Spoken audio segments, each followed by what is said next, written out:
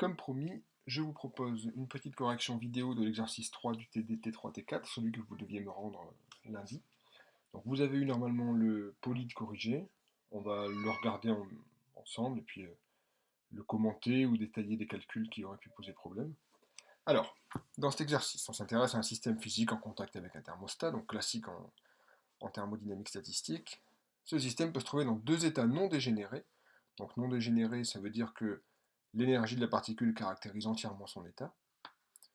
Et ces niveaux d'énergie sont à E1 et E2, tel que E2 égale E1 plus epsilon. Donc E2 est plus grand que E1, plus epsilon est positif. Alors, on demande d'exprimer la probabilité d'occupation de ces deux états. Distribution de Boltzmann.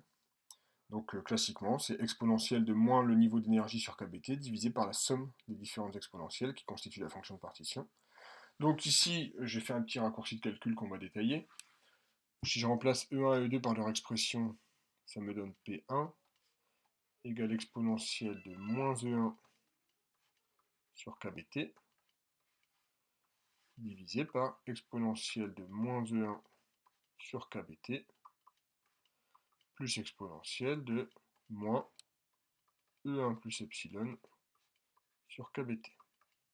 Donc en fait, qu'est-ce que j'ai fait pour obtenir l'expression souhaitée? J'ai juste multiplié par l'exponentielle E1 sur kBt au numérateur et au dénominateur, donc ce qui ne change pas l'expression. Ici, je me retrouve avec 1, ici aussi, et là le E1 disparaît, il ne reste plus qu'exponentielle moins epsilon sur kBt. Pour P2, eh bien, c'était le même principe, si ce n'est que j'ai multiplié par exponentielle E2 sur kBt, pour faire apparaître un 1 ici et un 1 ici, et là j'avais moins E1 plus E2, donc plus epsilon. Donc voilà, pour P1 et P2. Alors, on nous demande d'exprimer en fonction de la variable adimensionnée alpha, qui est égale à epsilon sur kBt. Là, on a déjà mâché le travail, puisque j'ai fait apparaître dans mes deux expressions de P1 et P2, epsilon sur kBt. Donc j'ai juste qu'à remplacer epsilon sur kBt par alpha, et à tracer. Alors là, ici, j'ai fait le choix de tracer sur Python, mais évidemment, si le jour du concours, on vous demande de faire un graphe, il faut savoir le faire euh, à la main. Donc comment est-ce qu'on aurait pu faire ça à la main? Petite méthode. P1, donc 1 sur 1 plus exponentielle moins alpha. Je regarde un petit peu les limites. Donc alpha, c'est, on a dit epsilon sur kBt, donc je regarde la limite en 0 et en plus l'infini, ce qui revient à avoir la limite température en plus l'infini en 0. Donc limite quand alpha tend vers 0 de P1 de alpha, eh bien l'exponentielle moins alpha tend vers 1, donc 1 sur 1 plus 1, donc 1,5. Limite quand alpha tend vers plus l'infini de P1 de alpha, eh bien l'exponentielle moins l'infini 0, 1 sur 1, donc ça tend vers 1. Donc, si j'essaie de tracer le graphe à main levée, là évidemment c'est pas très drôle, mais je fais ce que je peux à l'écran. Alpha P1, donc je sais qu'ici j'ai 0,5. J'ai une exponentielle, donc je m'attends à une asymptote, ça se démontre, c'est pas très compliqué. Mais... ici j'ai 1. Et donc, j'aurai quelque chose comme ça. Pour P2, la limite en 0 c'est la même, parce que l'exponentielle vaut toujours 1. En plus l'infini, l'exponentielle vaut plus, tend vers plus l'infini. Donc 1 sur plus l'infini, ça tend vers 0. Donc même type de courbe, mais qui tend vers 0. Voilà. Donc on aura pu les trouver. Bon, celle tracée sur Python est beaucoup plus jolie que celle faite à la main sur une vidéo. Et donc ce qui m'intéresse surtout, c'est le commentaire. Haute température, puisqu'alpha c'est 1 sur kBt, enfin c'est epsilon sur kBt, haute température c'est alpha qui tend vers 0. Alpha qui tend vers 0, je trouve P1 égale P2 égale 0,5, c'est tout à fait cohérent, puisque on sait qu'à haute température, c'est-à-dire en gros l'agitation thermique kBt l'emporte sur l'écart énergétique epsilon, eh bien il va y avoir uniformisation de la distribution des particules, donc c'est logique que j'ai la même probabilité de trouver mes particules dans les deux états. À basse température, donc cette fois c'est l'inverse, kBt va être très petit devant l'écart énergétique epsilon, eh bien ça veut dire que l'agitation thermique ne sera pas suffisante pour réussir à passer au niveau d'énergie supérieur, donc toutes les particules vont être au niveau d'énergie E1, et donc P1 tend vers 1. Alors, question 3 et 4, c'est du calcul. Exprimer l'énergie moyenne, c'est l'espérance de la variable aléatoire énergie, donc un petit peu de calcul. Le calcul est détaillé ici, là je pense qu'il n'y a pas besoin d'y revenir forcément. L'écart est quadratique énergétique moyen. Alors, je reconnais que l'énoncé n'était pas hyper clair là-dessus. On travaille sur une particule. Puisque si on continue un petit peu, on nous dit qu'après, en réalité, il y a n particules. Donc c'est bien que pour l'instant, il n'y en a qu'une. Eh bien, définition de la variance. Et donc je développe un petit peu. Vraiment, si vous n'avez pas réussi à le faire, reprenez ce calcul point par point. Ça sert à rien que j'en rajoute. J'ai détaillé au maximum. Et donc ça me donne la variance ici. On voit qu'il y a pas mal de termes qui se simplifient. Et arrivé là, bah, je me rends compte que si je mets tout le même dénominateur, je vais avoir 1 plus exponentielle alpha moins 1. Donc il ne restera plus qu'exponentielle alpha. Et là encore, bon, il y en a qui ont réussi à trouver ceci, mais qui se sont arrêtés là. On peut faire encore mieux. Parce qu'effectivement, si on multiplie par exponentielle moins alpha, bah, en haut, je me retrouve avec un 1. En bas, l'exponentielle moins alpha, si je le rentre dans le carré, devient exponentielle moins alpha sur 2. Et donc, j'ai exponentielle moins alpha sur 2 plus exponentielle alpha sur 2, et je reconnais le cosinus hyperbolique au facteur 2 près.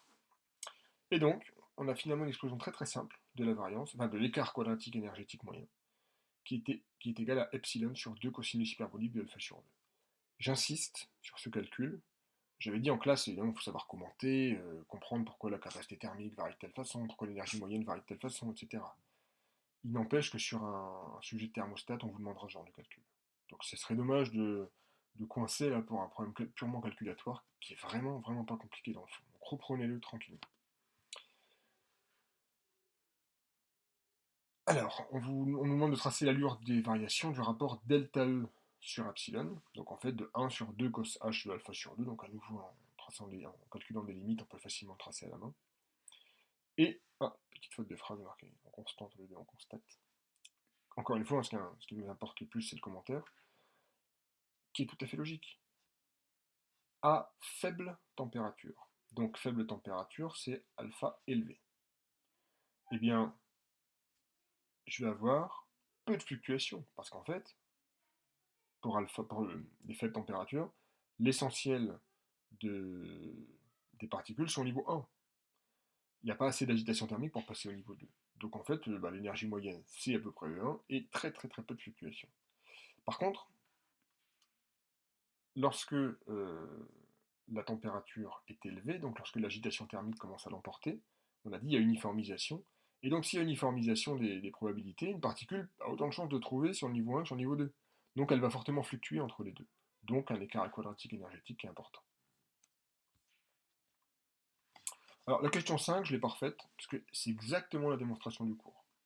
Déterminer l'énergie moyenne pour un système de n particules, l'écart quadratique énergétique pour un système de n particules.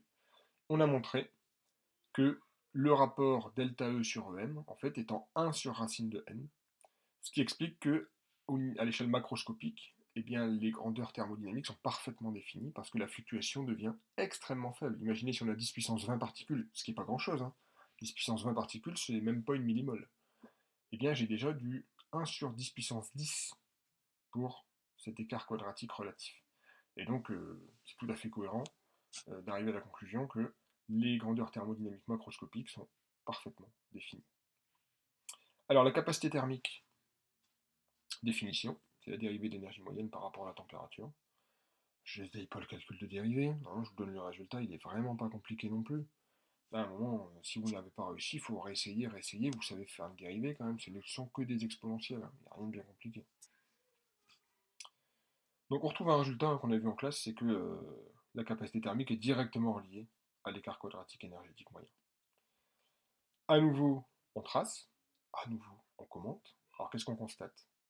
Quand alpha tend vers 0 ou quand alpha tend vers l'infini, c'est-à-dire quand t tend vers l'infini et quand t tend vers 0, j'ai une capacité thermique qui tend vers 0. Logique.